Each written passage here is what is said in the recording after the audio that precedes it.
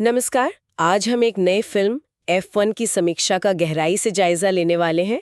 ये दीपंजन साधु खान ने लिखी है और ये सिर्फ एक रिव्यू जैसा नहीं लग रहा। हाँ बिल्कुल, ये जो समीक्षा है ये फिल्म को सिर्फ तेज गाड़ियों या रेसिंग की कहानी नहीं बताती। अच्छा। लेखक का दावा है कि ये एक जबरदस्त अनुभव है।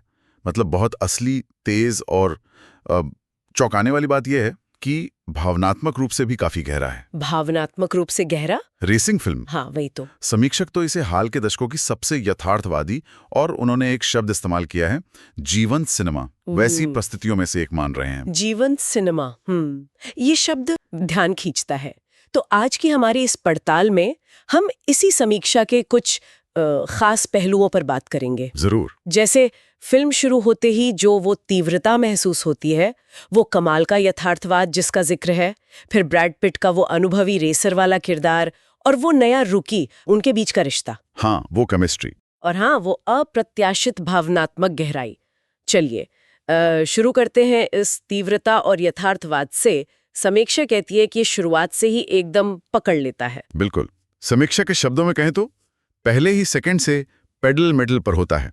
मतलब दर्शक सीट पर सिर्फ बैठते नहीं है, वो उसे कस के पकड़ लेते हैं। अरे वाह! यह एहसास सिर्फ रेस देखने का नहीं, बल्कि जैसे आप खुद कार के अंदर हों। वो कंपन, वो कान फाड़ देने वाला शोर, ट्रैक की वो पूरी आपाधापी, इन सबको बड़ी क्रूरता से लेकिन बहुत खूबसूरती से एक सिम्फनी की तरह पिरोया गया है।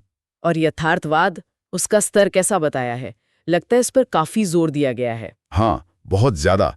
समीक्षक कहते हैं कि कैमरा सिर्फ कार को दिखाता नहीं, मानो उसे समझता है। समझता है? हाँ, एक एक छोटी चीज पर इतना बारीक ध्यान है, जैसे किसी बोल्ट पर पड़ती सूरज की रोशनी, या हवा के दबाव से कांपता हुआ वो कार्बन फाइबर का हिस्सा। अच्छा। या फिर वो पिट क्रू वाले जो मिली सेकेंड में अपना काम निपटाते हैं। हर फ्रेम जैसे उस मशीन को एक इज्जत दे रहा हो। समीक्षक ने इसे लव लेटर लेवल डिटेल कहा है। लव लेटर लेवल डिटेल, ये तो कमाल की बात है। ये दिखाता है कि वो कितने प्रभावित हुए। लेकिन क्या ये सिर्फ तकनीकी कमाल है? किरदारों के बारे में क्या कहा गया है, खासकर वो पिट और रुकी? हाँ, तो समीक्षा के मुताबिक फिल्म का असली दिल वहीं बसता है। ब्रैड पिट का किरदार, वो एक अनुभवी पूर्व प्रो रेसर, और उसके सामने वो महत्वाकांक्षी रुकी। उनके बीच के जो डायलॉग्स हैं, उनमें मानो ईंधन भरा हो। उसमें प्रतिद्वंदिता है, एक दूसरे के लिए सम्मान भी है, और कहीं ना कहीं वो गुजरे जमाने की शान का हल्का सा दर्द भी झलकता है। ये केमिस्ट्री बहुत पावरफुल बताई गई है। दिलचस्प। समीक्षा में उस क्वालिफायर वाले सीन का जिक्र था, जहां लैप टाइम से ज्यादा किरदारों के अंदर क्या चल रहा है उस पर फोकस है। हाँ बिल्कुल, वो एक बहुत अहम हिस्सा है। समीक्षक इशारा करते हैं कि ये सिर्फ ट्रैक पर एक दूसरे से रेस नहीं कर रहे, बल्कि अपने अंदर के द्वंद्व से भी जूझ रहे हैं। अच्छा। और कहानी कोई सीधी साधी नहीं है। वो रुकी सिर्फ टैलेंटेड नहीं है, वो अनुभवी रेसर के लिए एक असल खतरा बन जाता है। और पिट का किरदार भी सिर्फ एक मेंटर या गुरु नहीं है, वो खुद भी एक प्रतियोगी है, मतलब अभी भी रेस में है। समीक्षा कहती है कि दांव पे क्या लगा है ये बताया नहीं जाता, बस महसूस कराया जाता है। मुझे ये बात अच्छी लगी कि समीक्षा के अनुसार फिल्म का दूसरा हिस्सा धीमा नहीं पड़ता, बल्कि उसका मकसद और गहरा हो जाता है। मतलब बात सिर्फ रेस जीतने हारने से आगे चली जाती है। एग्जैक्टली। समीक्षक यही कहते हैं कि फिल्म फिर विरासत, जिंदगी और वो कुछ कर गुजरने की जिद जैसे सवालों में उतर जाती है। हम ये सब करते क्यों हैं? अपनी हदें क्यों लांघते हैं? गिरने के बाद फिर उठ क्यों खड़े होते हैं? इन सवालों को फिल्म टटोलती है, वो भी एक्शन के बीच में ही। और वो शांत क्षण वाला जिक्र, चांदनी रात में खाली ट्रैक के पास पिट और रूकी की बातचीत, समीक्षा कहती है उसका असर किसी रेस सीन से ज्यादा गहरा है। हाँ, उस पल की बहुत तारीफ की गई है। बिना किसी भारी भरकम डायलॉग या बैकग्राउंड म्यूजिक के सिर्फ खामोशी और किरदारों की आंखों में जो दिखता है वो सच्चाई। समीक्षक भी हैरान है कि एक स्पोर्ट्स फिल्म में इस तरह की मार्मिकता और ठहराव देखने को मिला। ये उनके लिए भी अनपेक्षित था।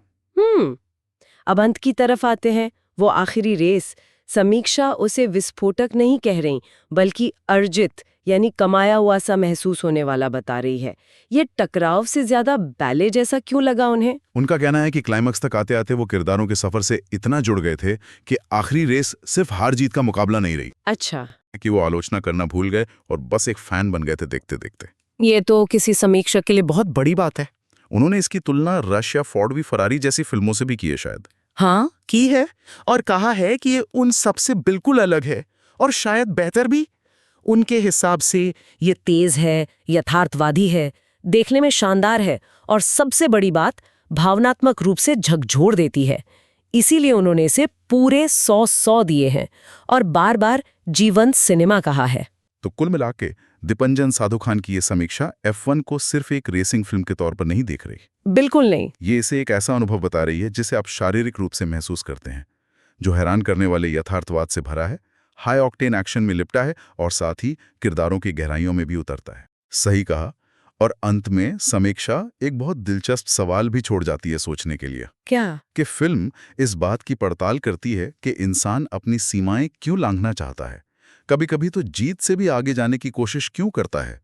ट्रैक पर हो या जिंदगी में, इस जीत से परे कुछ हासिल करने का असल मतलब क्या हो सकता है। ये एक विचार है जो शायद दर्शकों को फिल्म देखने के बाद भी सोचने पर मजबूर करें।